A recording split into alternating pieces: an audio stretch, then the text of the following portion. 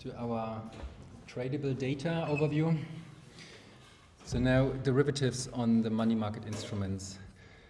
If you go through the Bloomberg, you see there are, usually we have here percentage terms, annualized, 2.4 is 2.4%, but if you look at here Fed funds futures, the price is 97.6, 97.7.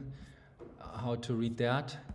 This is here, the Fed funds futures are quoted in terms of 100 minus the implied rate. So that is first, just in case you need that once, not for our class today and in the coming weeks. And second, there's a historical context of why quotations are the way they are. It's not a history class, so we just take it as given. And third, you see that it's kind of given 90.6, maybe you call it a price, I'm not sure how I should call it. But what I'm after is we can back out something we care about. So kind of here it's easy to back out because there's a formula which says that whatever we observe has been computed as 100 minus. But it goes the direction what we do in more advanced finance and financial model building. Oh no, the board is up. We are taking observed prices and we try to back out some hidden quantities, like in the dividend discount model, these expected dividends or the discount rate and the like. Yeah, this is kind of current research in asset pricing. Research we also do, we take options or futures and we back out the present value of dividends. Because we know dividend discount model, there's dividends are somewhere in the picture, but how to do that carefully and what's the information in that. That is what we also do in research. This is what kind of the top hedge funds do, because if there's an information advantage they can generate, they just do that. And you try to extract information. And here the interesting information would be the implied federal funds rate from these quotes. Then you might have heard the term LIBOR or LIBOR. These are dollar loans in Europe. The LIBOR is not that famous anymore. I have a slide on that. But it used to be the standard rate in the money market, on which you then had futures on the LIBOR in different currencies. You had then options on LIBOR futures. Yeah, so LIBOR was kind of the king in town in the money market. Okay, and then you have futures on government bonds. Like, I'm not sure whether I did write that here, most likely futures on a 10-year bond, because I would have thought money market is less than a year. So I think I would rather think in terms of futures on a 1-year bond, but maturity is of second order importance to me. But it's something, if like at Eurex, you can also buy futures on a bond. So these are not actual bonds. They are like hypothetical bonds. You have a contract which says what's the coupon and what's the notional, and it's like a hypothetical bond of the German government, and then you can buy a futures on it and an option on that futures again. Good. Here's about the LIBOR. If you're interested, then you can do some additional research. There are interesting articles out. I give you just high level here. Again, it's history, like how did futures got invented? Yeah, I mentioned the cotton farms. It's also when you ex post after the scandal, if you think about how was that rate determined. I was never aware of that, neither during my PhD nor when I worked at Columbia, maybe then slightly sometimes, because it was financial crisis, so then I kind of realized it.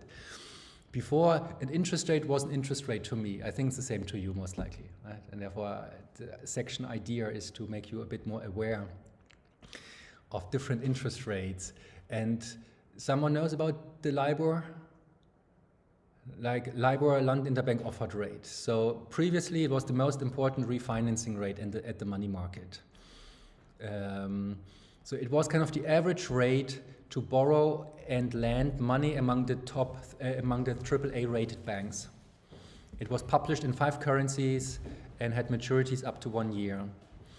And the way the LIBOR worked, without spending, in the past I could spend more time on it because it's very funny now ex post, is let's say we are all working for these AAA rated banks, and I just call you up and I just say at 11 o'clock in the morning, I say, how much would it cost if the guy next to you would ask you for some funding? He just gives me a number. I say, thank you. How much would it cost you? How much would it cost you? Then we just collect that at this London Interbank. There was some, I don't know, must have been a pretty office who then aggregated the information. They cut out the bottom 25% of the quotes and the 75. So it's like Vincerization in data science, right? And they work with the center. And what was happening then, and it came out during the crisis, kind of people started to look. For example, they saw J.P. Morgan. They were always quoting at the lower bound. Barclays kind of seemed to be always quoting on the upper bound. So then, for some reason, people started to think about what's happening there.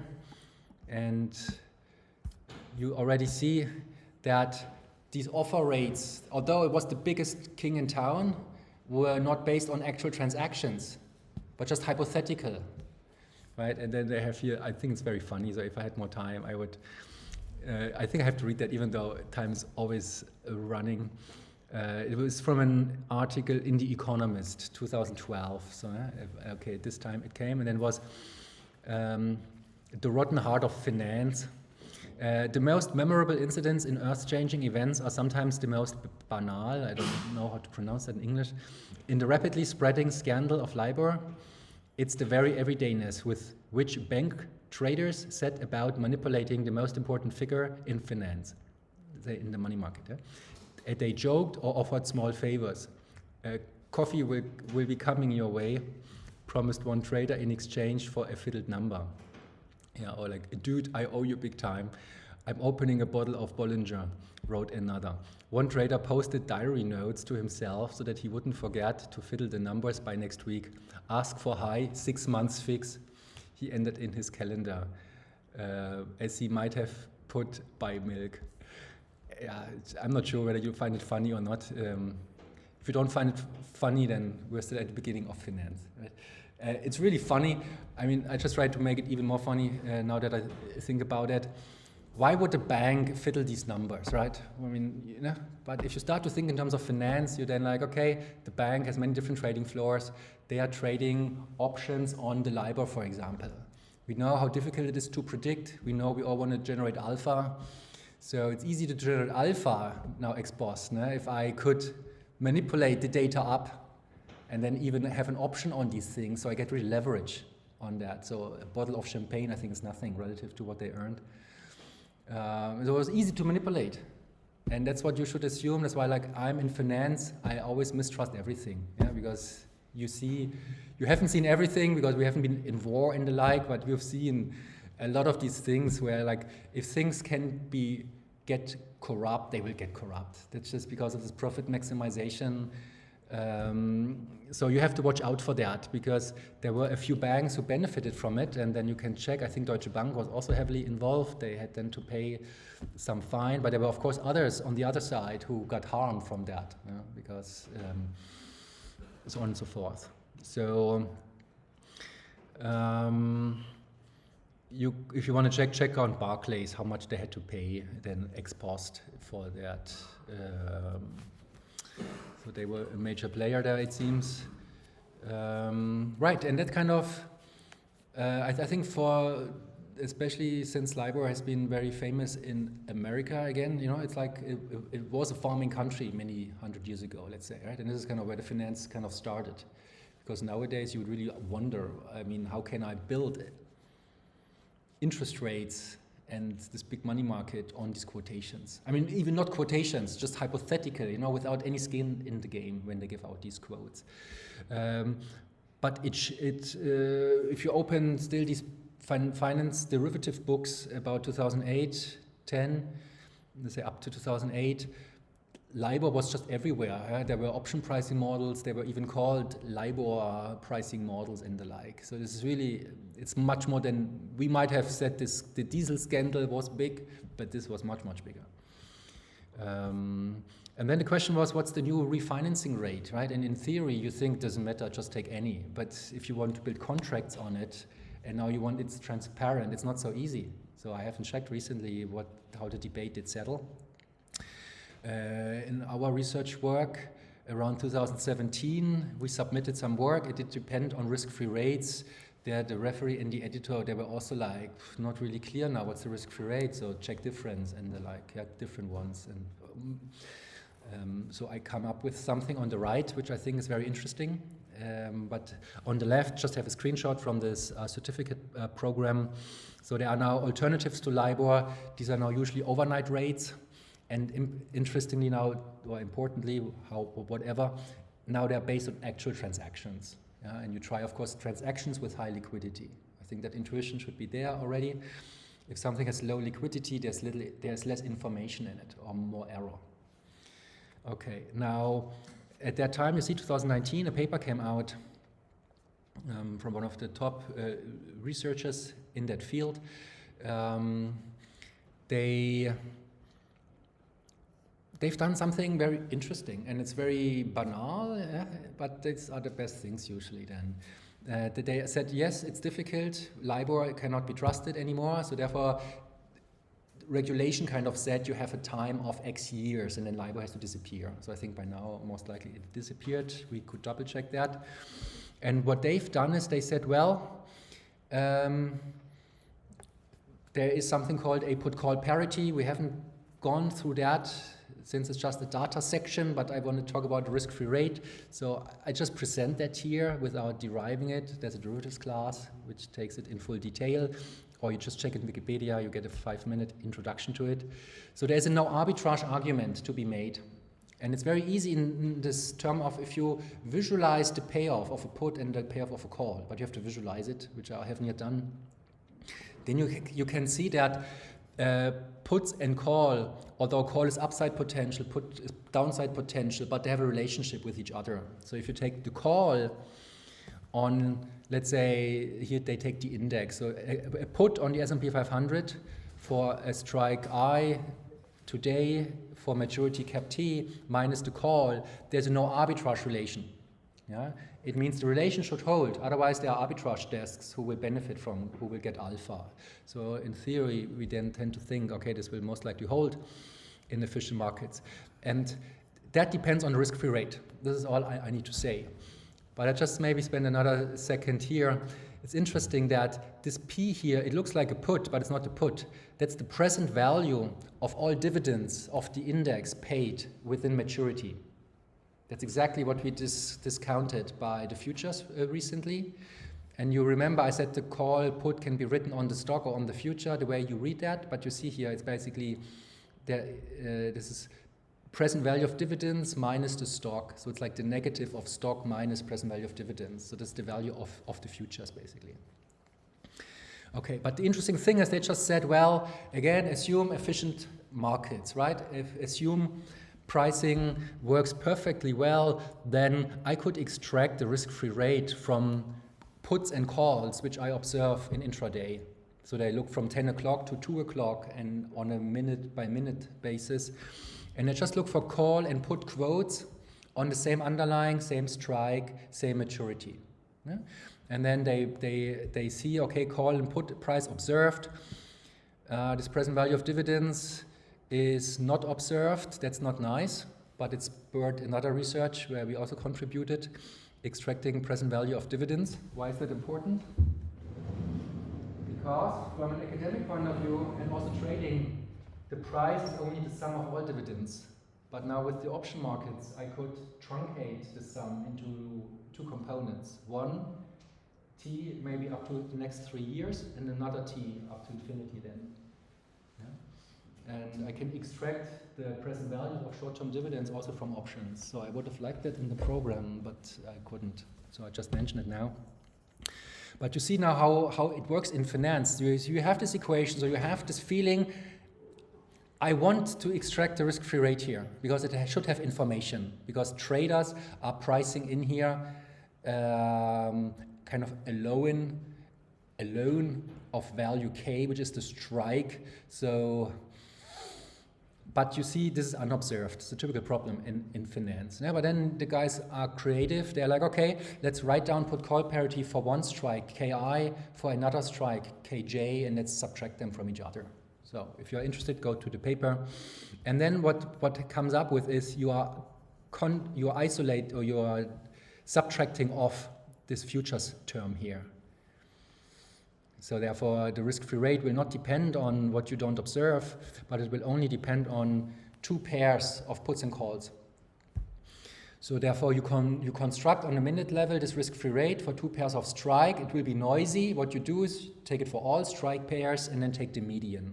Yeah, so kind of normal data work you would do as a careful researcher. And you don't know what comes out of that. I found then, because it's also literature we do, I found older papers who had footnotes that can be done, but it will not work, blah, blah, blah. Yeah? But of course, then the new generation tries it. Data is maybe more liquid. Maybe it has been done more accurately. Now, I would say that's the standard of getting a market-based short-term risk-free rate. And you see here, if you compare it to LIBOR, which is yellow, the option implied is blue. Yeah? They are really close to each other. So that might be surprising, because it's completely extracted from option prices, right? But that's what we do in finance. We have these prices, they're highly liquid, and we think, ideally give me some arbitrage relationship, because then we know it has to hold, because traders want to make money. So if it doesn't hold, they will exploit it. And then you extract something you didn't look at first, like here the risk-free rate, and it looks beautiful. It looks really... it looks like, that's what I talk about in the paper, it's between the risk-free rate of the government bond in the US, same maturity, and the LIBOR, so somewhere in between. And then they make the point and they say the risk-free rate in the government bond is too low. It's called a convenience yield, just that you've heard that. There's a tendency of big institutions to hold government bonds as collateral. And if you want something, demand is high, so the price is high. If the price is high, the discount rate is low. So you see why the intuition is so important. That's why we covered it. You can capture everything with that, I believe. Therefore, they are saying the government bond risk-free rate, which kind of I used in my research when up to the last 5 years, let's say, they say this is too low because of this convenience yield baked in. If you want a real short-term risk-free rate that institutions are pricing in or have to pay, then you extract that from options. And it's just also beautiful, because a lot that we will do in the data science course is about extract predictive signals from options, right? And here you already see a simple thing, risk-free rate. I said it's the new benchmark. I can prove it.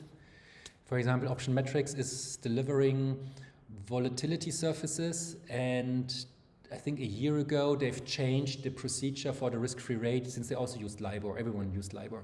And now they use some proprietary option implied. Of course, what they do is something like that. And we in our database, we do the same.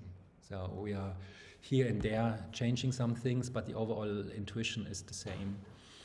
If I look at research papers who work with risk-free rates,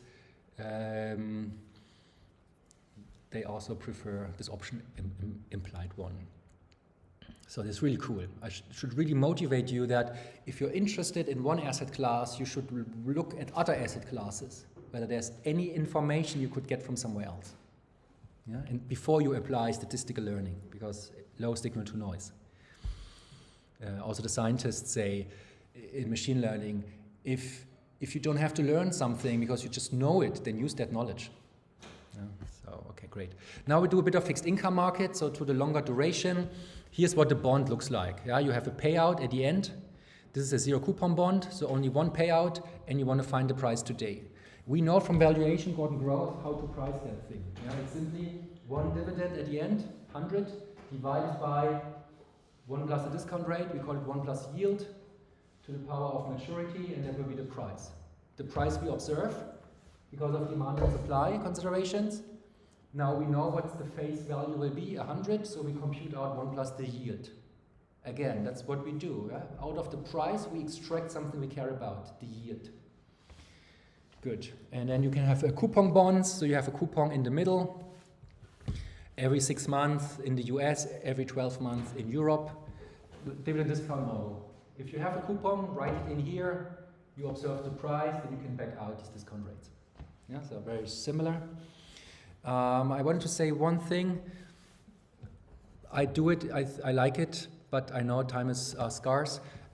Stripping the implied zero curve. That's something, I think there's a fixed income class, also KIT in our department, so you can learn much more there. I just want to give you the basic intuition so that in case you were to use that at some point in time, you've heard that, and then it comes back to your memory, so you know such a thing exists. You don't have to recap everything, because in our course we will not need that. But the point is you have the price. Let's say you have 2 coupons, like the picture says, yeah? So I have a coupon after 1 year, plus I have a second coupon, plus I get my 100 back at the end. And now all of that gets divided, 1 plus the discount rate I call yield, yeah? Let's say 1 plus y divided by 1 plus y squared. Good. The price is observed. So let's say this is 97. What I can now do, this is also known. So let's say this is 5. This is 5, so it's a 5% bond, 5% coupon bond. So you see, I have 97 given, 105 is given. I can solve for the y. No big deal. Yeah? That's like getting the yield. What I could also do is I could generate the period-specific interest rate. That would be nice to have. It's called a spot rate. So I could also get the same price because it's just a model. Yeah? So I could just say, well, now I want to say I take my 5 and I divide by 1 plus S1. Okay?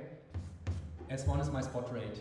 And then I have 105 divided by 1 plus S2 squared. Okay. So what that gives me is if I have a time chart here, this is time, and at the beginning of class, some of one student said time value of money. Yeah, S1 is time value of money basically. These are the spot rates. So if I get cash flow in 1, and now I'm discounting it back to 0, I would use my spot rate S1. If I get a cash flow in 2, I would discount that with 2. And I can do something which is called to strip out the implied zero curve. Very finance-like, implied. Ja? In German, der Blinde, der sieht das nicht gleich, ja? Impliziert. Also man muss schon genau gucken. But if you look in a more precise way, the question is how could I extract S1, S2 if I know this is 97? Mathematically, I have a problem. Only one equation, 2 unknowns. So again, look somewhere else. Okay, I look somewhere else. What could I do? I could look in the money market. That's why the first. Because by convention, the money market instruments are zero coupon.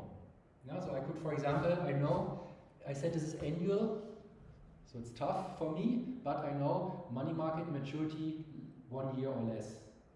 So therefore I take a 1-year treasury bill, and maybe this 1-year treasury bill costs 99, and it pays only 1 coupon.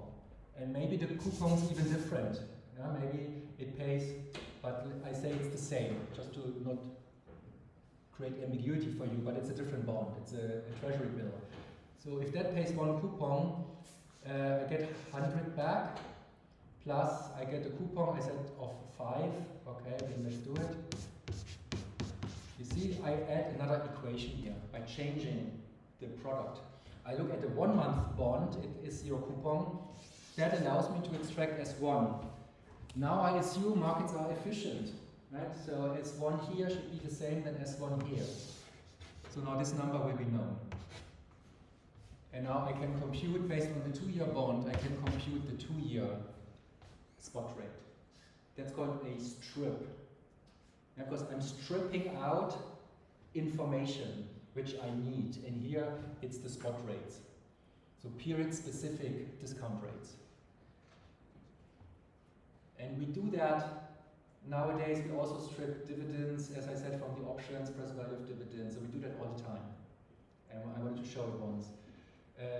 At Columbia in the MBAs, we always highlighted this stuff got invented also by an investment bank, I forgot, mid-80s. most likely. They had this long-term bond, and then there were some buyers interested in just buying a part of this strip, yeah? Just buying maybe this coupon here, or maybe just buy that coupon. And so you have to figure out what's the price. And the way to figure it out is you figure out what are these spot rates. The period-specific market-implied discount rates. Okay, great, so I did that. I think this is a very important concept to have seen it once. So you know this is doable. Yeah? You don't make anything wrong if you go this way. And then you have derivative instruments on bonds. So there are different ones. You can have derivatives, so futures and options on a specific interest rate, like options on LIBOR there was. Or you can have an option on a treasury bond.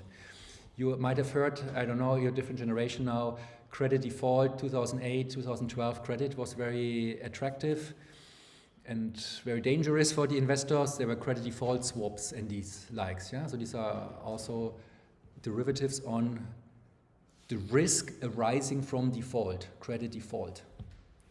So if you think about big picture, why do we do that all in finance? On the positive side, we do that because ideally you would like to put a price on every risk component there is. If you go back to Markowitz, you want to get your perfect portfolio, so it would be really nice to have prices for every type of risk. And then the investors could choose what do they want to invest into and how much. Good. Classical fixed income product. Here's the picture of a coupon bond. So you see, do you know the coupons that you get? You get the notional, or here it's called the nominal at the end, and the price is known by demand supply. And therefore you go back, dividend discount model, the price 102 reflects back the present value of these cash flows, 55, 105. Right? Again, then implicitly implied, der Blinde sieht's nicht, but we can back out what's the yield, what's the spot rate priced in, and maybe we need that for something. Now, some background, if you invest in a bond, you know who's the issuer, you also know what's the frequency at which coupons are paid, and you kind of know whether default risk is of concern or not. Yeah? So characteristics of the bonds is kind of how much volume is out there for borrowing. That's a matter of supply, right? The more volume gets issued right now, the bigger the supply. So therefore, the lower the price, higher the yield, all else equal. Then what's the currency of the bond, maturity, coupon, and blah, blah, blah, that I've said. And then there are different types of bonds. Yeah? There's the fixed coupon bond, like a 5% bond, fixed coupon 5%. But then you also have inflation-linked bonds. They became also famous maybe around 2012, when inflation gets more of a concern. I have an example coming up. Then you have bonds that mature in a day. Let's say you have a 10-year bond issued 9 years ago and 348 days. So that bond will now mature in 4 days. So you will see it in the market as a 4-day bond. But you also have like 100 years bonds, like corporations like Walt Disney. They started once to issue a 100-year bond. It was not clear there's demand for it, but then interestingly there is demand. Okay, and then you have governments issue bonds, corporates issue bonds, supranationals issue bonds, like the KfW, and KfW is not supranational, it's say the World Bank. But then you have institutions like the Kredit für Wiederaufbau, yeah, KfW, they also issue their bonds. You will see the interest rates are slightly higher than the government, than Germany's rate, but not too much higher. Yeah? But what is not too much? Yeah? Difficult. You can't really make an arbitrage. Then the hedge funds, they start to check the regulation, kind of. Is the government rescuing the KfW if they go bankrupt? If yes, then the rate should be like the government bond rate, basically, right? So keep in mind, prices are based on supply and demand. So for these bonds, there's not an arbitrage directly there that we could work with. Then Germans and bonds, we have bonds, Bundesschatzanweisung, maturity up to 2 years. You have Bundesobligationen, maturity 5 years, and Bundesanleihen have maturity 10 to 30 years, and they all pay annual coupons. Now here's what a floating rate looks like. The floating rate is very typical for corporates. I think it's very intuitive, because let's say you give money to the corporation as a debt, as a loan, and you could either say, I want a fixed rate, that would be a coupon, or you say, I want just the fair market rate over time. Because the yield is not changing. Yeah? If you lock in the yield, that's locked in for you. The yield is going to change because the price changes, but your yield is fixed. But here's the opposite. Here you say, I give you, let's say, 100 million, which I get back in 6 years from now. And in the meantime, every 3 months, I want that you pay me the 3 months Euribor plus a spread which reflects your credit risk. And for the spread, let's agree on 155. It's an agreement, supply demand. Right? And therefore you see that LIBOR will change over time, and you've seen it in the picture here. Yeah, it's going to change. Like here, from 1% goes to 6%. So, and so will the interest also change. And then you have the credit spread here.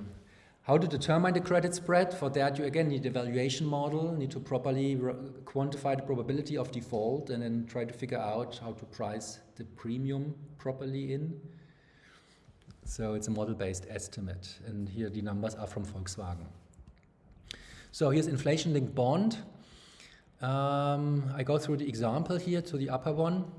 Let's say you have a 5-year, 1% inflation-linked bond. Okay, we have information here. Yeah? First 5-year, that's maturity. 1%, that will be the coupon.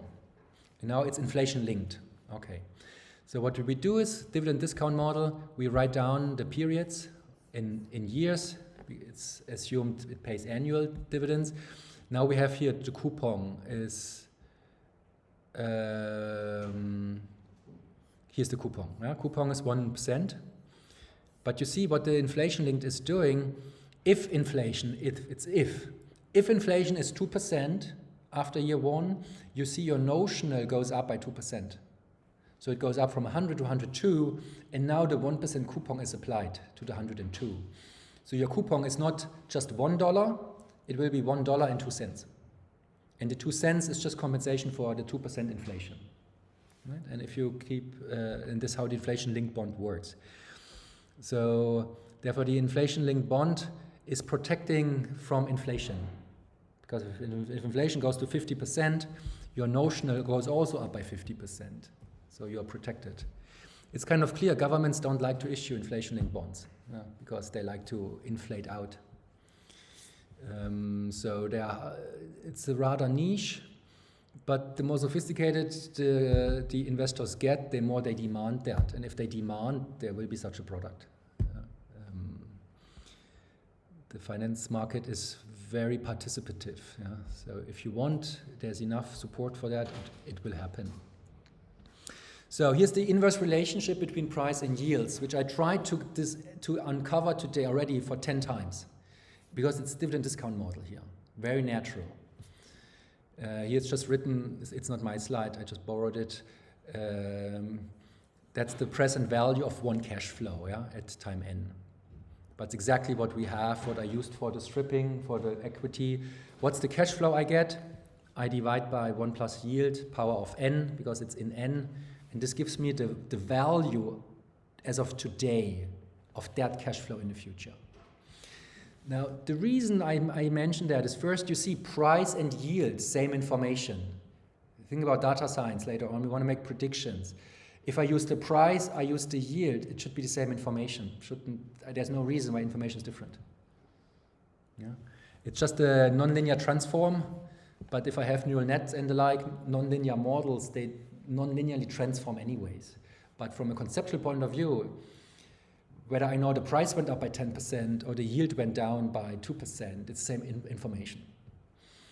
The second thing is, just as an anecdote, there is a survey of the Michigan survey. It asks people like you and me, but I was never asked, you also not. Yeah? But it's the American household. They are asked different questions.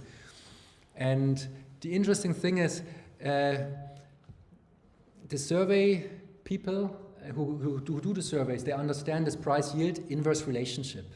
Yeah, you kind of understand if the yield goes up, the price drops. Or the price went down, it's because the yield went up.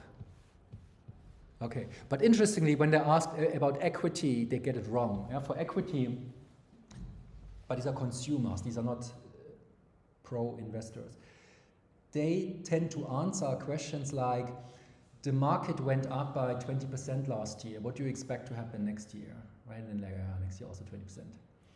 So, which means they are not working with these valuations, because the valuation will tell you, when you make an assumption, assuming dividends are unchanged, the price went up because the discount rate dropped.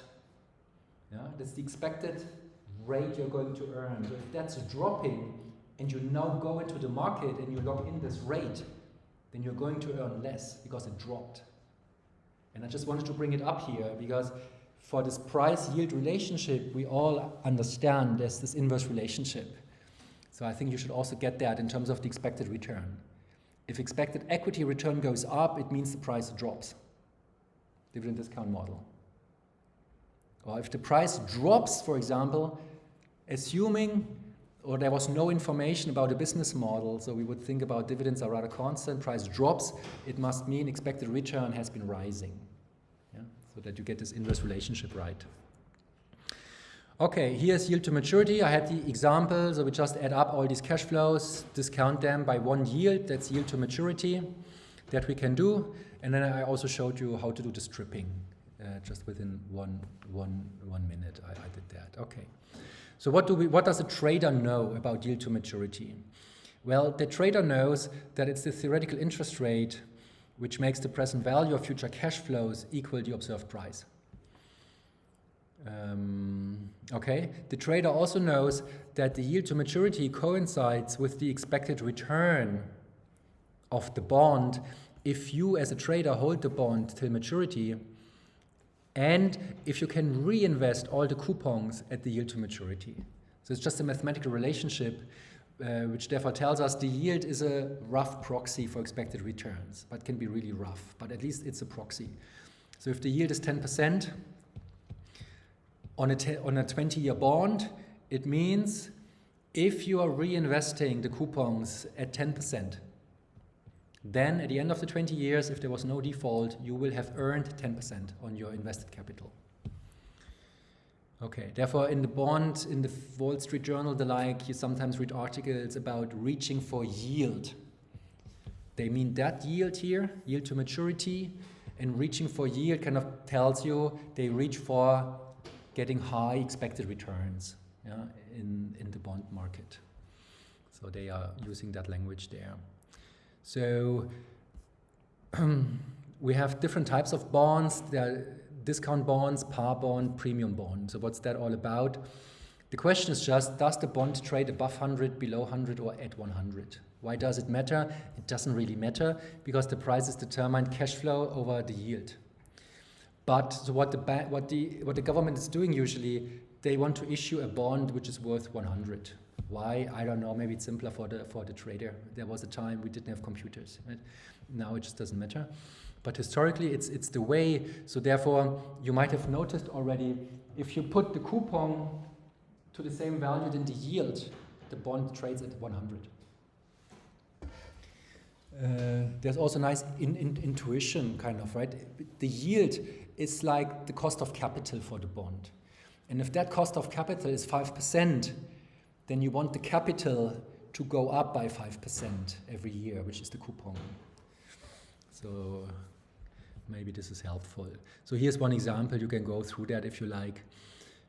How the cash flow you divide by the yield, and then I think you've seen that in the bachelors. If not, if you have problems with that, let me know. I'm pretty sure you can work that out.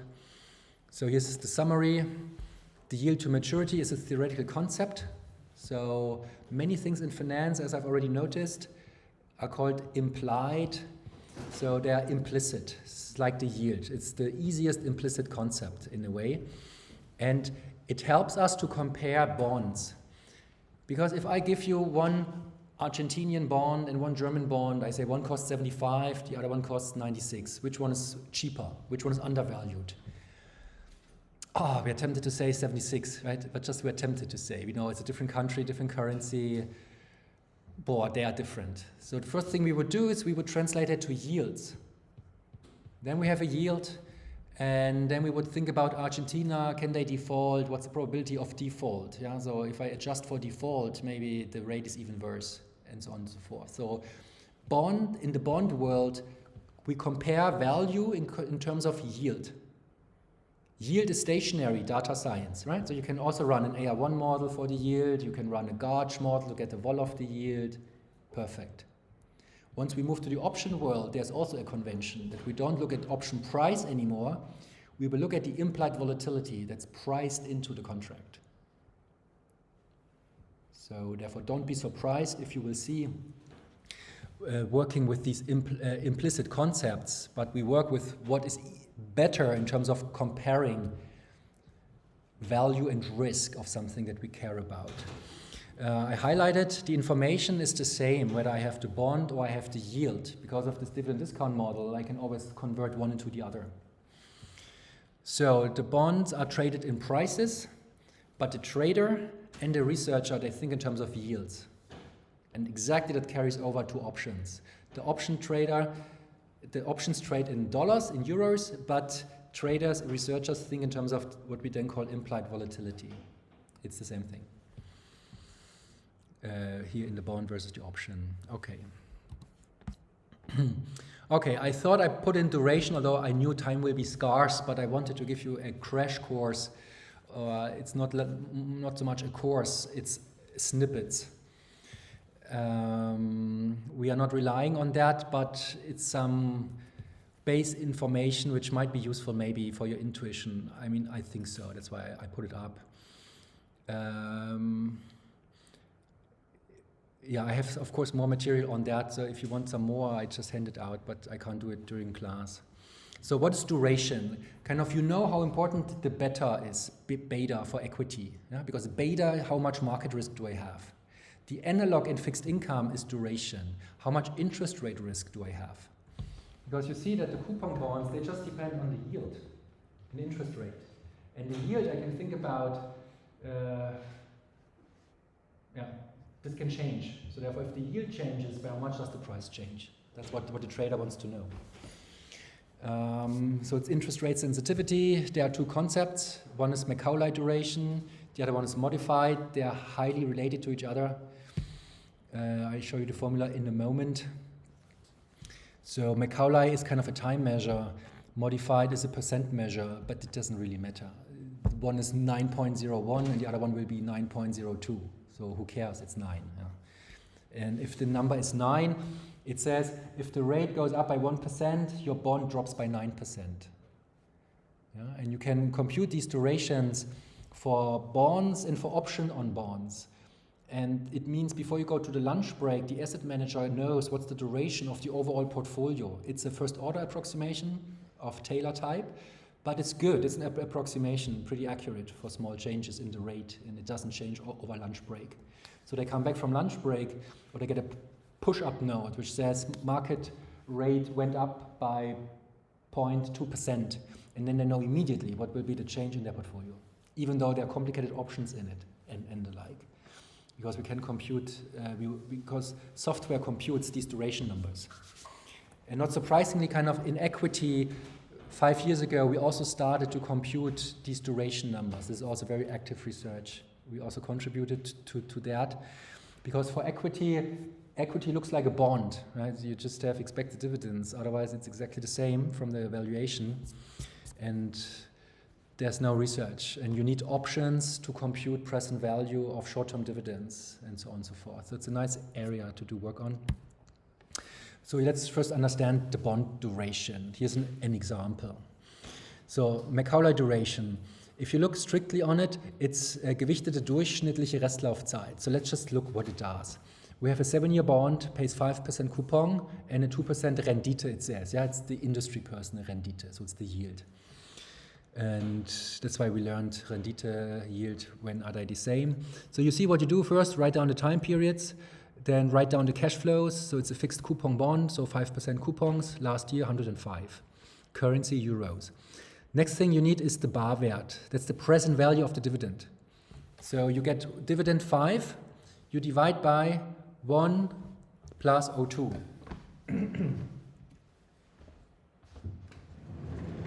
That's exactly the picture I did have here. It's even the same number. I'm so fortunate. Yeah, I get 5 euros here. The present value is 4.9. And that's the way you have to think in finance. What do you get in which period? Discount it back. What's the value today? And then try to predict what's the value tomorrow. If you're not long only just holding the investment. Good. So you see, it's 4.9% is the present value of the coupon. And now you take the 4.9 and you divide it by the price. How do I find the price? Dividend discount model. It's all the dividends discounted by the proper yield. The yield is 2% for all maturities. So you see here, you're basically, if you go back to our first formula from today, here, there's no expectation for the bond because coupons are fixed. And the infinity goes to 5 years, the coupon here is 5, and DRT is the fixed yield. And therefore you can simply compute this guy here is the present value. Yeah. This is the present value at time 0 of the dividend that comes in time t. Yeah, that's what this Excel sheet is computing here for the bonds. So, and if you add up these present values, you get the bond price 119. So therefore, what you now do is you now ask yourself, how much of the value comes in the first year? I get 4.9 relative to 119 makes 4.1%. Next year, I get 4.81 relative to the price. This makes 4.0%. And at the very end, I get $91 in terms of present value. Relative to the full present value of all dividends, this makes 76%. So you kind of already see that for that bond, most of the value comes pretty late. Yeah? And this is what duration here gives you, Macaulay duration. It's, it now takes the time period and multiplies that by row 4. And that is called, like in German, the way it says, gewichtete durchschnittliche Restlaufzeit. So you're weighting the maturities, or the payout date, that's a better word. You weight the payout dates with the relative amount of present values that you get. And the larger the number, the largest the number could be is 7 years. If you had a zero coupon bond, which only pays out everything in 7 years, then duration would be 7. And the lowest bound would be 1 if all of the 119 comes in the first year. It's a strange bond, but could happen. Yeah? And then your duration would be 1. And for the trader knows, like me, I also know, you have a very complicated portfolio. It has options in it on interest rates. I don't care. If I know duration is 6, I know to a first order approximation, the price-yield relationship of your portfolio is like for a 6-year zero coupon bond. And that's cool, right? Because a zero coupon bond, I kind of know it has this convex shape as a function of the yield. It's easier for me than to say I have 1,000 positions in the portfolio and I even have options on interest rates on it. That information doesn't help me in that moment. So you see, really the point of duration is to give one number out to quantify the amount of interest rate risk that the portfolio has. And then there's this formula between modified and Macaulay duration. I said they are basically the same. So because you're dividing Macaulay duration by 1 plus yield. So the yield is usually below 10%. So you're dividing by something like 1.1. So the difference is maybe 10%, which is not big. So therefore, I'm rather flexible on which measure here to use. And if now a trader wants to compute the expected return of a bond, yeah, it's expected. So he doesn't know what it will be, but he has an expectation. What this formula now tells you is it's very interesting, so I should slow down here a little bit. If you do bond trading, this formula tells you what you're going to do. You're not going to predict the bond price. Bond price is more noisy, bond price is non-stationary, so there are all reasons why statistically you don't work with it. Now, here you see methodologically, the expected return of a bond is the modified duration of the bond, which we can compute, times the current bond price, times -1, because price yield has an inverse relationship, and then you multiply by the change of the interest rate. So there are several things of high interest here. First thing is, the underlying risk factor of a bond is the interest rate. So in that sense, the bond is the first derivative you have maybe come across, although no one calls it a derivative. I do, and I have a job, so it's not wrong in academia, because the bond derives its value from the interest rate. So it's a derivative. Inverse price yield relationship. Right? If the yield goes down, price goes up. The yield is the risk factor, because the coupon is fixed. And you also see the way we would build models is we would, and that's what I did in my PhD, we build interest rate models. So we try to build a model for interest rates of different countries, different corporates, and then predict them forward. So you need an interest rate forecasting model, and that will be your trading strategy. And if you have this portfolio, let's say even with options, and the duration is 6, and the interest rate you expect to change by 1/6%, then you would anticipate that your entire portfolio has a change of 1%, and if the interest rate goes up, the return would be negative. So the takeaway is, I once had a trader for commodities in the Hector class, and he's a trader in his personality and everything, and he then said, once we had far more time, of course, and then he said, I don't get why they call it fixed income. Fixed income, just the coupon is fixed. But he said duration changes everything, because we tend to think that interest rates are these slow-moving things, but duration, if you have a 30-year zero coupon bond, duration is 30. So this is really leverage, kind of, right? Because you're amplifying movements in the underlying interest rate. And the reason the asset class is so exciting is interest rates are good to predict. You've seen a bit the shape of the interest rate. One can nicely connect it also back to economic forces and the like. So you can predict interest rates very well, which tells you can predict bonds very well, and therefore what you want is highest duration if possible from a trading perspective. And the second thing then the trader once told me, he then opened up his trading account for bonds, and he said the bond market is too fast relative to commodities markets. So whenever he wanted to put on a trade, he says the price just jumped. So I think it's just also an interesting anecdote. These markets are very efficient, highly liquid. But he was doing short-term trades. If you do a longer-term interest rate forecast, you can still be in the game. And remember last Wall Street Journal article, which also said, relative to only 4% of equity, I believe it was, is overperforming the risk-free rate. So bonds are anything else than sleepy, let's say it this way. Now, how to think about now the interest rate curves? Let me check time. Okay, we're good.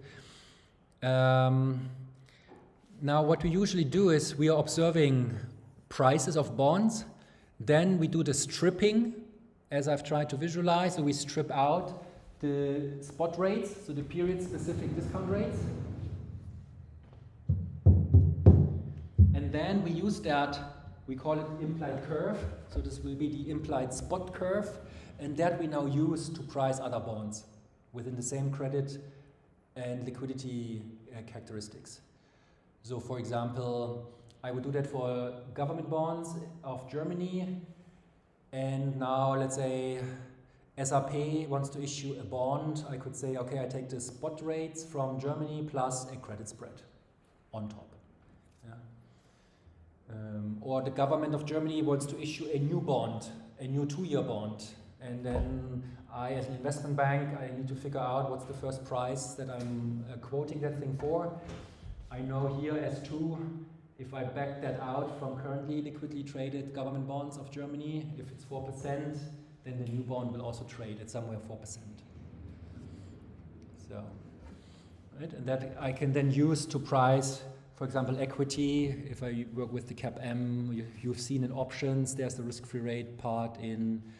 So you kind of build valuation models using, if you need a risk-free rate, then you usually start with an interest rate curve. So here's one example. That's an example of what we call a term structure. So we have maturity on the x-axis, we have the yield on the y-axis. What I had here on the board is the 2-year yield, because the yield is constant in this valuation formula, so it gets the name of the longest, of the last cash flow. So it's the 2-year cash flow comes last, it's the 2-year yield.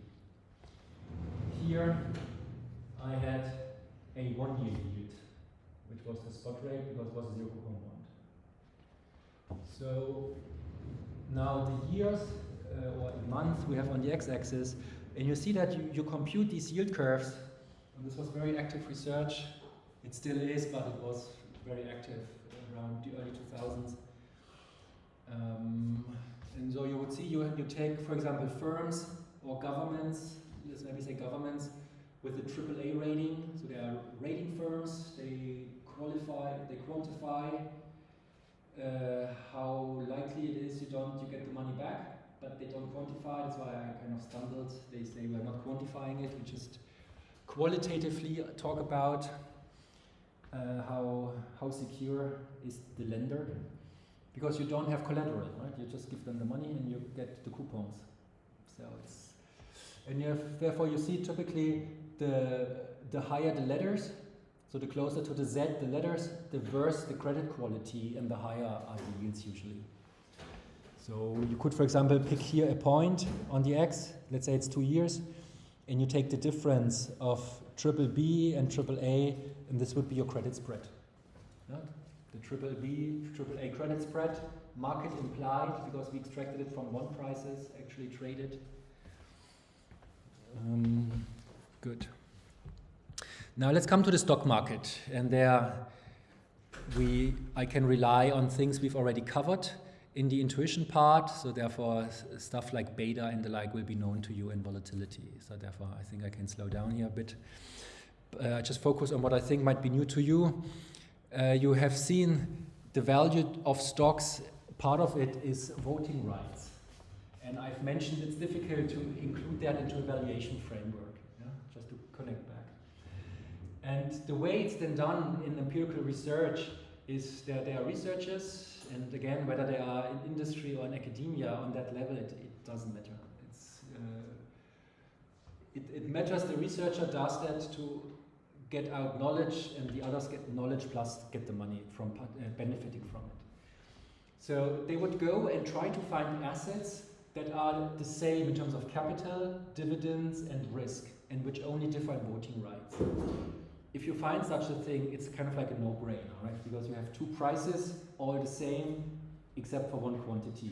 And then the difference in value is because of the difference in the quantity. And interestingly, for voting rights, they usually go to the German market, or they have been doing that. It has been active maybe in the 1990s. Because the question, in Germany, you have Stammaktie and Vorzugsaktie. So Stammaktie means you have a voting right, so you can buy up shares, and then you, as I said, you go and you say, I'm unhappy with the CEO, I want him fired. There are other people who also come to the meeting, but they have Vorzugsaktien, so they need to be quiet, basically, right? They cannot vote, they cannot make a big show. If you look at typical German firms, they have stocks as Stammaktie and as Vorzugsaktie. So if you take the price discrepancy of these, you really figure out what's the value of the voting right. And many investors, they are like, I have so few stocks anyways, it doesn't matter my little vote. I rather get a bit of a premium, yeah? Because in terms of valuation, the Vorzugsaktie has less right, so you have no right, therefore the price will be lower. If the price is lower, dividends are the same, it's the same company. So the difference is your discount rate is a bit higher. Yeah? So that might be something that produces alpha for you. Yeah? it just might be a 0.1%, if at all. So it's nothing to get rich of. But it's a way, if you scale it, that an investment fund could just really mimic the index, but get a little alpha by buying these Vorzugsaktien instead of the Stammaktien. Okay. So how to price stocks? So I think now we can kind of relax back and think about stuff we have said so far, things maybe you might have read. So I took it also from this certificate class, but I've added a bit of my own stuff at the very last. Okay, so there's a fundamental approach to valuation and there's a technical approach. I think when I was a student, and even as a PhD student, there was a strict separation between. Now, 20 years later, things are merging together. That's what I want to bring across. I connect back, we had this article from AQR about a structural approach to machine learning. And structural approach is usually a fundamental approach, but machine learning is usually then the technical analysis. So you therefore see we are merging it. But let's just treat it separately for the moment. So the technical analysis, when I was your age and there was this Telebörse, you always had these chart analysts, which I never understood. Now I see it differently. Now I give you my best shot. What the technical analysts are doing, they do what you want to do in this class, data science, right? They observe time series of at least a price they care about and they want to predict it forward. The funny thing is then maybe the way they used some indicators, while we now in machine learning, we just use all of the data we can handle and get our hands on to make these predictions. But in a way, that is technical analysis. So it assumes the time series is stationary. It also assumes history repeats itself, so we talked about that, right? We want to learn the stationary density, basically. It uses historical time series. That's what it is. Focus is on short-term trading. And I just call it here unstructured machine learning. So it's like you do a reinforcement, you do a regression tree, a regression, a neural network, whatever. That's what I would count as technical analysis. Now, a fundamental approach is you try to determine the intrinsic value of a firm based on economic and financial factors that affect corporations. So that is more like dividend discount model. What is the price tomorrow? Now, tomorrow, the investor will also take an expectation of what tomorrow he believes the expectation is the day after tomorrow, and so on. Yeah? So you see in the fundamental model, you put structure on it, and the structure guides you in your thinking and in the way you are modeling things. Because now I have to model dividends forward, I have to model the discount rate forward, and then I frame it together through this relationship here. This is more fundamental. Yeah? This is clear? I can connect that to the balance sheet. I can connect that to the CAPM. Yeah? It's very fundamental. Well, then I can do accounting, study all the reports, the business model. So let's say venture capital, private equity, M&A, all these guys, they are all fundamental. Warren Buffett, boom, yeah, fundamental. The quantitative approach to that is what we have been covering in the intuition part. It's the discounted cash flow method. So the really quant approach is the way we, for example, we have a research avenue in our chair where we do it fundamental but spiced up. Yeah, so we are extracting present value of dividends, let's say of SAP, from options on SAP. For options traded up to 3 years. After that, you cannot use the information anymore. Or you could, for example, try to predict using balance sheet information, these dividends forward or the discount rates forward, kind of. And I call that as another bullet point. I think this is my most important point relative to the last one: structural machine learning. Because at the end of our class, FDS, I will show you top research papers roughly from the same age One uses machine learning, purely technical analysis, and the other one compares, is a bit more fundamental, but not too much fundamental. But it incorporates, what does it incorporate? It incorporates kind of a no arbitrage restriction. Once we are there, we will cover that a little bit. So it's very minor in a way, because no arbitrage should hold. And then he compares how well he does if he just does technical analysis. Of course, he uses different terms relative to what he's doing. And he is increasing the R square out of sample by factor 2. Just from, it's the same data, by just having economic structure, which is what I said in the beginning, low signal to noise. So the optimizers are the models are highly over-parametric, so they will search the parameters in spaces where they are not anyways the true ones, the global minima, for minimizing the errors. And with the structural approach, you're kind of helping where to look and exploit relationships. So if something is unrealistic in a finance setting, kind of, let's say the premium of Stammaktie versus diese Vorzugsaktie is a 10% premium. It's completely ridiculous, right? So if you put a structure on it, that's why it's like regularization. So you already say you don't have to look further. This is wrong anyway, so look somewhere else for the proper parameters. Okay, so but these are the two camps of stock prices on how to price stocks. We try to move them together. Also in our financial data science class, we will talk about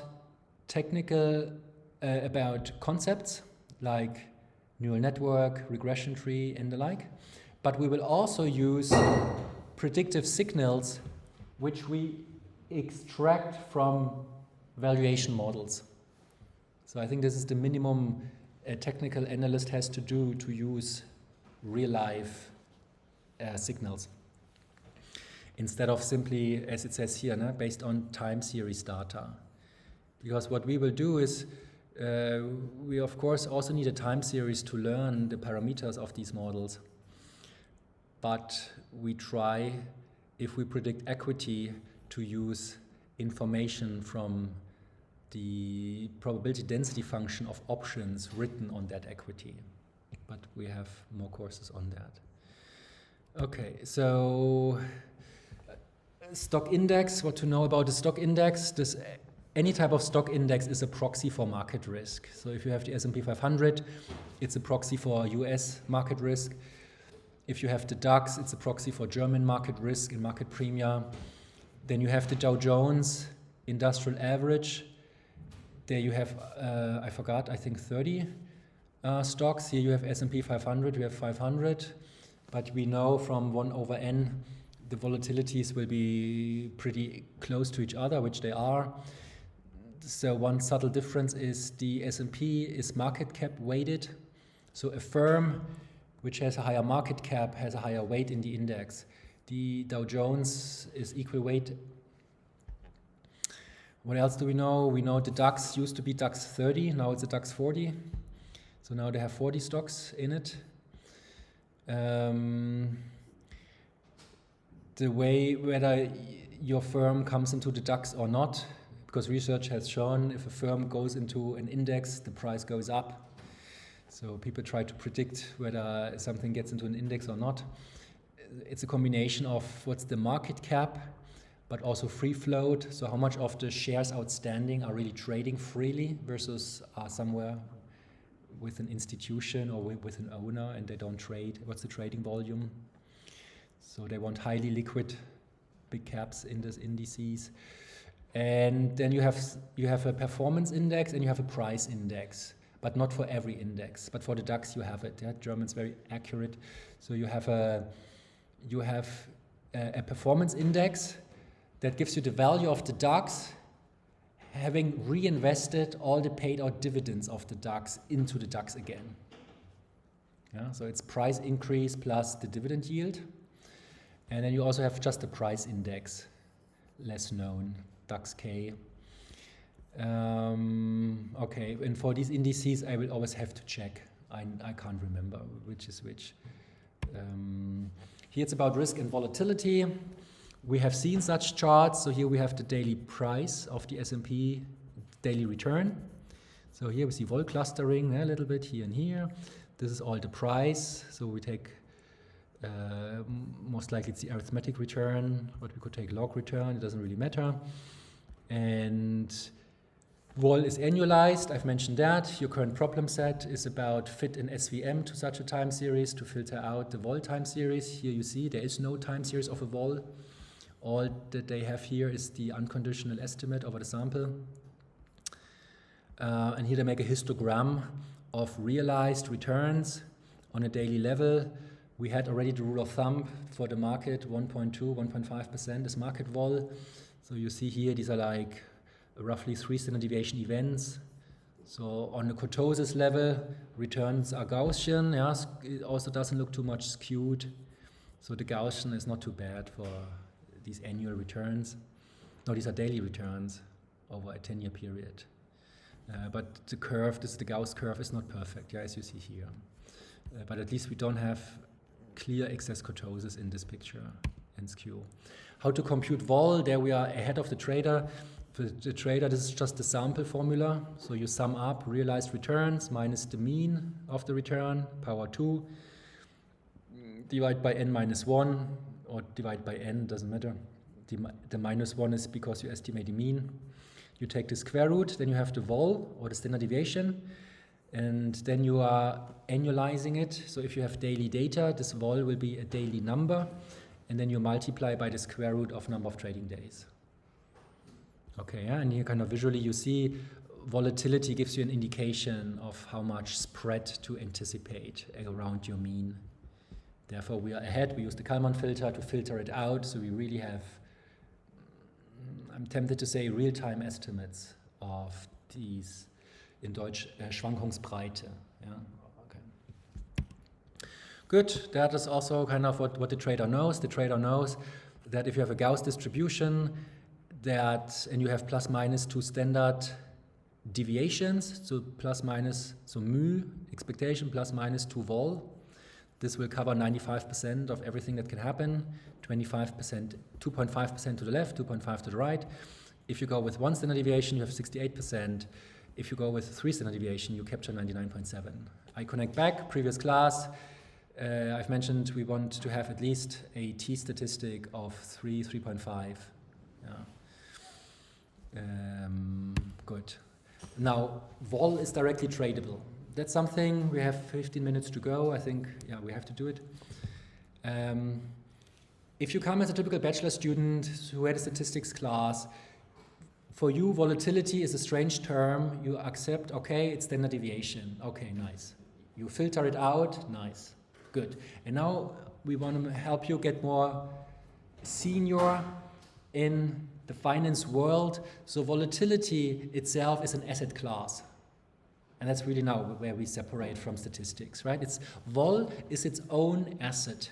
You can use it for hedging, you can use it for trading, for your retirement investments. So let's just look at the picture first. The blue here is the S&P 500, yeah, from 1990 to, it doesn't really show, but seems to be 2010. And here you see the VIX. So what is the VIX? There will be more to be said about the VIX moving forward. But think about the VIX is the volatility priced into S&P 500 index options. Yeah? So ideally, you can think about, if I give you the return of the S&P and I ask you to filter out using the SVM, the vol, ideally it will look like this red curve, but it will be slightly different.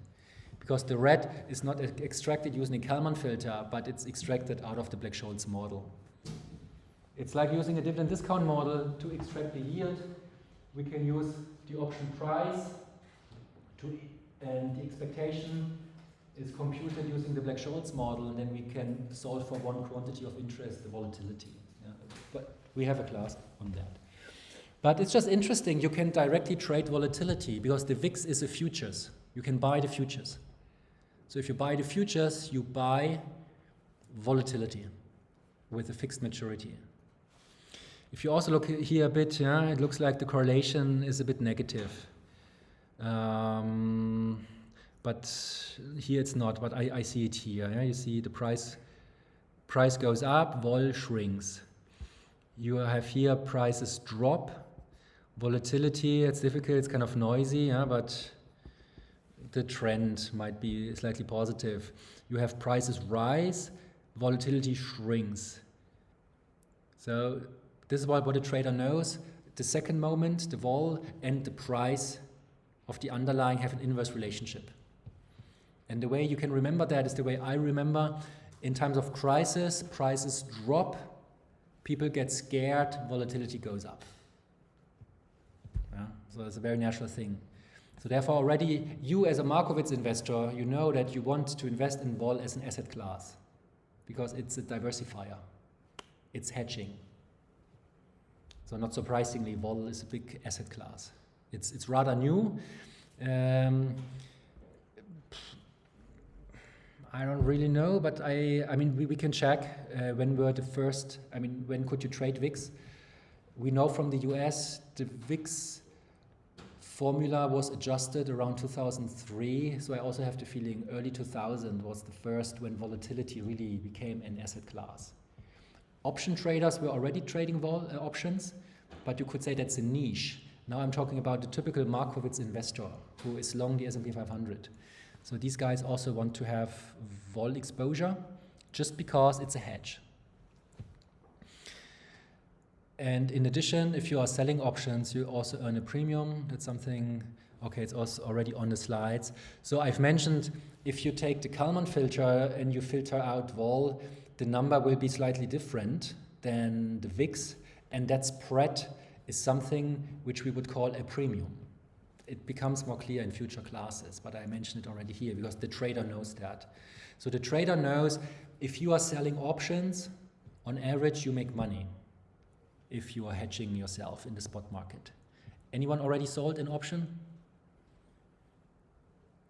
I had 2 years ago, I had in a seminar a few bachelor students who were writing, who were short the options and the like. So it always depends on the year. Of course, I haven't seen it, but that's what I said. Yeah, so check at home, ask just GPT to give you a crash. I might have mentioned that for LTCM, the central bank of volatility. I think I mentioned that, right? When genius failed, I mentioned that. The kind of slogan was LTCM was a hedge fund. It's the central bank of volatility. So whenever you wanted to buy some option, it's late 1990s, mid 1990s, not late, mid. Yeah, there's some investment bank, there's someone, for whatever reason, they want to have some right, and the right has a value, so someone has to give the right. So you go to LTCM and they give you a quote, and they were doing everything they say, that the central bank of volatility. And they've been earning that spread basically, that the volatility which is priced in is slightly higher than the vol it costs them to hedge in the spot market. Yeah, but I can't hedge because I have no time, as you see, I'm here. No? If you want to do hedging, you need to be in the market and you need to check, so on and so forth. But they have that, they do it full time. And so you might have asked yourself, why do everything is demand supply? So why is someone supplying these options? It's all a question of what are they earning. And they are charging you more volatility than the underlying is really moving in expectation. That's why they went bankrupt, because expectation didn't hold in some point in time. But before they did a lot of money. And others are now just also doing that. Yeah? So this is what the trader knows. The trader knows, let's double check, that an option is basically an investment for the asset class volatility. Vol is the underlying, that's the key. Then we can trade a futures on vol. There's a Euro Stoxx 50 variance future, or there's the VIX future for the S&P 500. So you should really, your generation, I've read, they like short-term options and the like. So I think this is something you should get familiar with if you have some free time. Also variance, if you look at a time series, if you think about a bit of a filter, you smooth it, it's also like interest rates. It has mean reversion, yeah? So it's easy to predict, relatively easy, relative to a stock return. Okay, then you have options on vol. Okay, and vol is a negative correlation asset, so we connect it back to Markowitz Sharpe ratio. Okay, what are shortcomings of vol? First, here's some historical vol. So you see BMW had a vol of roughly 35%, the market around 20%. The point is just volatility doesn't capture all of the risks. Right? It ignores tail risk, it ignores skewness, it ignores the severeness and the probability of having severe jumps, which basically creates skewness. If you go with a value at risk, it's part of your problem set, you will see directly by computing it's tightly connected to vol. So therefore also value at risk is under predicting tail risks, if you have tail risks in there. And there are other risk measures. And we in our data science course, financial data science, we will then go to the option database once we understand how it's to be extracted, and we extract out of options the implied skewness, implied kurtosis, implied probability of a jump, and the like. And so we build up a huge database for predictive features. And interestingly now, maybe over the last 2 years at the CBOE, you can now also buy futures on skewness. That's rather recent. Literature has been out already. They extract that also from options like the VIX, but now you can trade skewness. Next thing will be kurtosis, because so far the hedge funds I came across, they are replicating that themselves, and the exchange sees there's demand for that, and then they issue a product. Another thing which I didn't know, I got to know a few years ago, if you think about Deutsche Börse as a very profitable company in Germany, I think it's the most profitable one, and just check out how many, like a PCA, how many of their products contribute significantly to their profits. That's interesting. So we come to market risk and beta. I think there we are experts. We know beta quantifies the amount of market risk. Beta measures the systematic amount of risk. But keep in mind, the stock moves by the market risk and the epsilon. But I think the student at the beginning said that exactly right. Now a little bit of exchange traded versus over the counter. So you have an exchange and they have standardized products.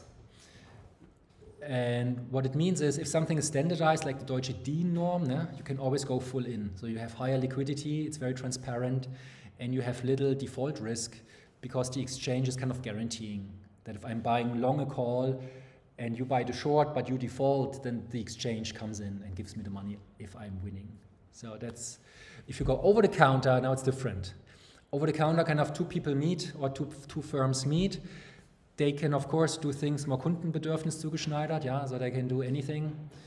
But it's difficult if you want to sell it prior to maturity, then you have a problem. You need to find someone who wants to buy that custom-made thing, which is not easy.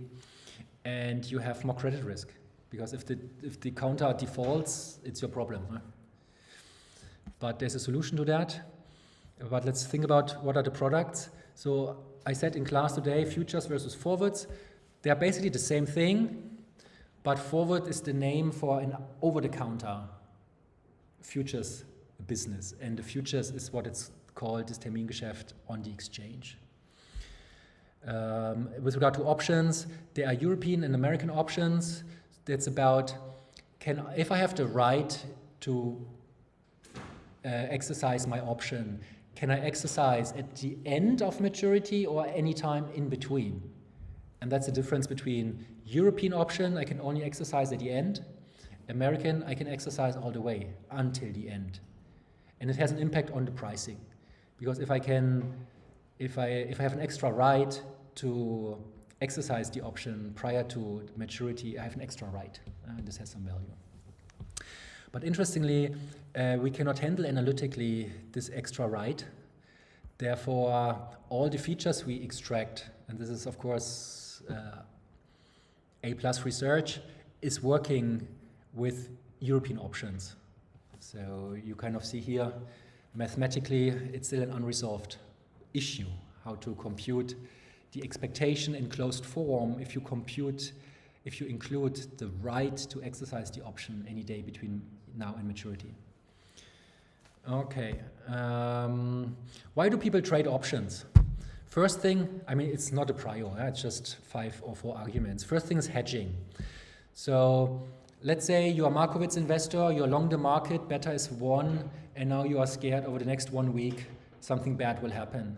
So instead of selling your portfolio, which incurs transaction costs, and maybe you have legal requirements, you're not allowed to do so, you're just shorting a futures on the market.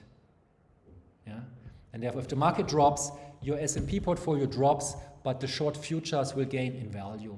So you can really hedge market moves without liquidating your positions. Next thing is investing.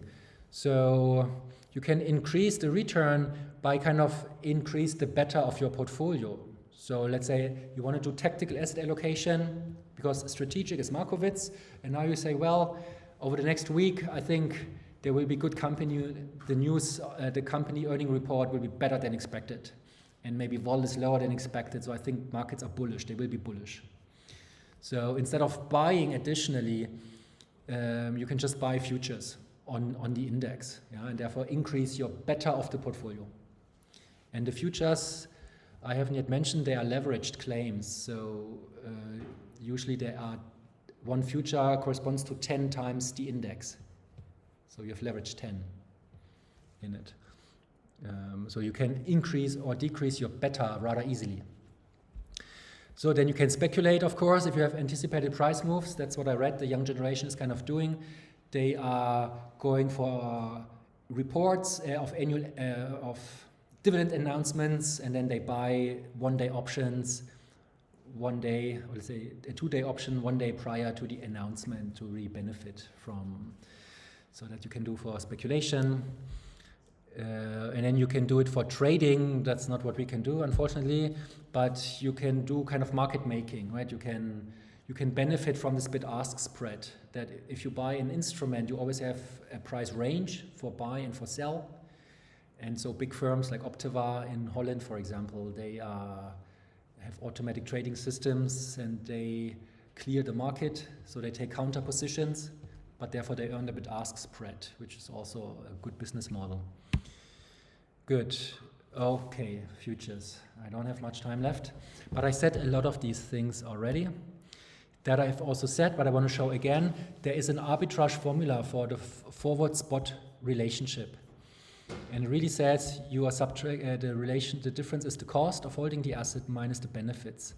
So for example, the stock trades at 100, the expected dividends are 3 euros, and there's a refinancing rate of 1%. So the forward price will be on demand supply, but still there's this relationship. If that is violated too strongly, you can get alpha by benefiting from it. And this arbitrage relation says that the forward price or the futures should trade somewhere in this range of 100 plus the cost, here 1% minus the expected dividends. And in today's examples, I basically always worked with the expected dividends as the right, so the futures here would trade at roughly 98, and the spot trades at 100, yeah, and that moves over time, and so sometimes it holds perfectly, sometimes not. What means it holds perfectly? You don't perfectly observe expected dividends, for example, right? There are always estimations involved, so estimation errors. Thinking about clearing, I think you can have a look there, but the idea is even the exchange offers a clearing opportunity for for OTC products, because you just want someone in the middle. Then I talked about this when I talked about one of the theses we once had. They have this Prisma. It computes how much margin to hold for a futures. You have to think about the futures should cost nothing right now, but then over time I'm losing, I'm winning. So this is where the money goes away. And to compute how much risk, you see what they are doing. They are using like a Kalman filter or a gauge for historical vol. They have some market scenarios and event risks which they include, but it's a black box, so we don't really know. We have access to this A7 platform. We haven't yet been using it strongly, but you are the new generation, so I want to bring it to your attention. So we have kind of order book data since 2017, I believe, of everything that is traded there, and no one has order book data. So it's whatever big data project you do, this one's much bigger. But the data is clean, and the good thing is We have 3 licensees, but I think we could scale it up if necessary, but right now we don't need the 3. So you can even, the data is clean already, and then you can code in these programming languages already in their cloud. Yeah, so even we haven't yet done it, but that's potentially interesting. I mean, it's more than potential, it's interesting to do all types of analysis using this very high frequency data. Good, I gave you some links here so you can get to know a bit. Also maybe the speak, there's one of our contacts. He's the head of the analytics team. It's also very interesting. He studied rocket science in Stuttgart and then PhD in Caltech and then ETH Zurich postdoc. And then he worked for Optiva as a futures trader, and now he's head of. So kind of in this area, science and industry and brain power and computing power is a very interesting field. Okay, and I think I am out of time. Yeah, that you just check at home. I try not to forget to make the last 2 slides next class. Okay, I'm done. Thank you.